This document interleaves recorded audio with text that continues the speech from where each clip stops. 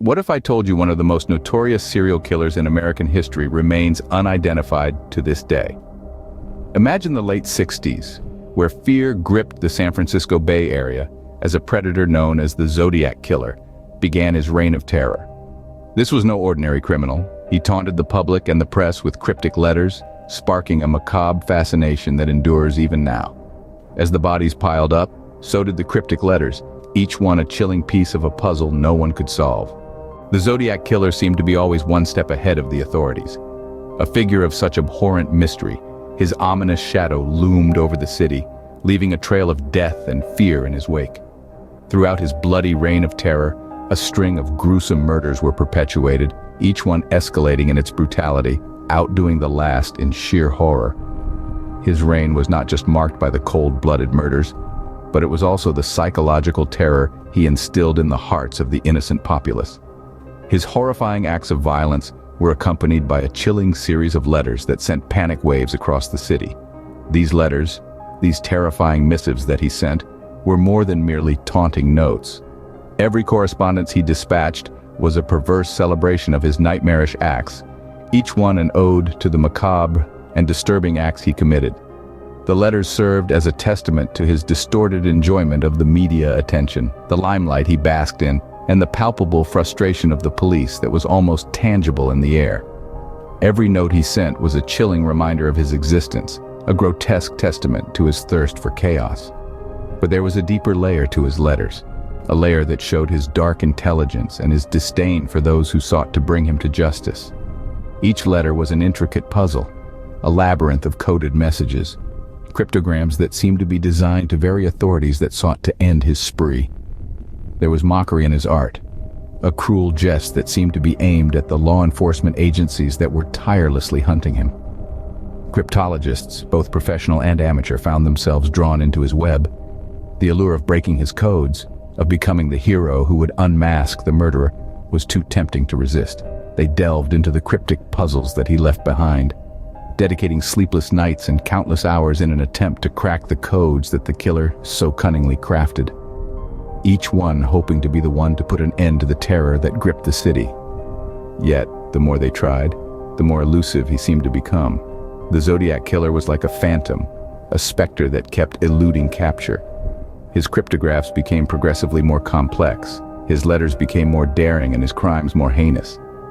The fact of his existence seemed almost supernatural, as if he was not of this world but a creature born of pure malice and evil. Despite their best efforts, the authorities found themselves in a frustrating chase with a ghost. The Zodiac Killer was always one step ahead, a dark figure who seemed to be almost enjoying the chase. It was as if he was playing a game, a perverse game where he was the puppet master pulling the strings. The police, the cryptologists, the entire city was dancing to his tunes, caught in his web of fear. The city lived in the shadow of the Zodiac, a shadow that seemed to grow darker with each passing day. Yet hope was not lost. The authorities were relentless, their resolve unbroken. They knew they were in a race against time, that every moment they spent chasing shadows was a moment that the Zodiac could strike again.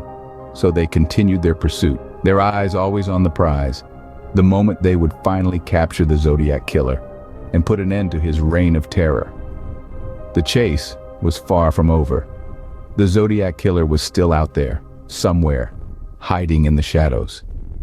The authorities were still on his trail, still hoping to put an end to the nightmare. The city lived in fear, yet held on to the hope that one day, the Zodiac Killer would be caught. The people clung on to the belief that justice eventually would be served. The Zodiac Killer seemed always to be one step ahead of the authorities. His reign of terror consisted of a chilling series of murders, each one more brutal than the last. But it was his taunting letters that truly sent shivers down the spines of the public. Each note was a perverse celebration of his heinous acts, a testament to his twisted enjoyment of the media attention and the palpable frustration of the police. However, the authorities were undeterred.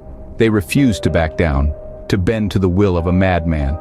They were determined to bring him to justice, to solve the enigma that was the Zodiac Killer. Despite the challenges, despite the obstacles, they continued their quest, their resolve unshaken. The letters were not just simple notes, though. No, they were intricate puzzles, coded messages that seemed to mock the very authorities that sought to end his spree. Cryptologists and amateur sleuths alike found themselves drawn into his web, attempting to crack the codes and unmask the murderer. Yet the more they tried, the more elusive he seemed to become. Despite their best efforts, the authorities found themselves in a frustrating chase with a ghost. As the years rolled on, the Zodiac's trail went cold. The late 70s saw a chilling silence, an end to his cryptic letters and terrifying activities. Suspects were many, theories even more, yet none bore the fruits of conclusive evidence. The law enforcement and the public were left grappling in the dark, seeking answers that seemed to evaporate into thin air. And so, the Zodiac Killer vanished into the annals of true crime history, his identity and motives as enigmatic as his cryptic letters.